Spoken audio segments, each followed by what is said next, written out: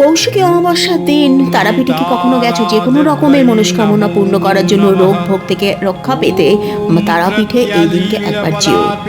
আজকে বলবো মা তারার কিছু অলৌকিক রহস্য, যা শুনলে তোমাদেরও গায়ে কাঁটা দিয়ে উঠবে।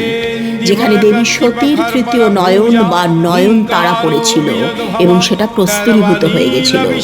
ঋষি বশিষ্ঠ সেটা দেখতে পেয়েছিলেন এবং মাকে মা তারা রূপে পুজো করেছিলেন।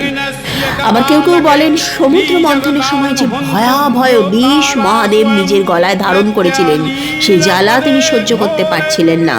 সেই কষ্ট থেকে মুক্তি দেওয়ার জন্য মা তারা মহাদেবকে শিশুরূপে তার স্তন্য দুগ্ধ পান করিয়ে তাকে শান্ত করেছিলেন। মা তারার মাথার ওপরে একটি ছাতা থাকে এবং সারা শরীর একটি শাড়ি দিয়ে আবৃত থাকে, এবং মাথায় যে সিঁদুর থাকে সেই সিঁদুর কিন্তু মেয়েদের জন্য ভীষণভাবে মঙ্গল। তাই জন্য প্রত্যেক দিন ওই সিঁদুরের টিকা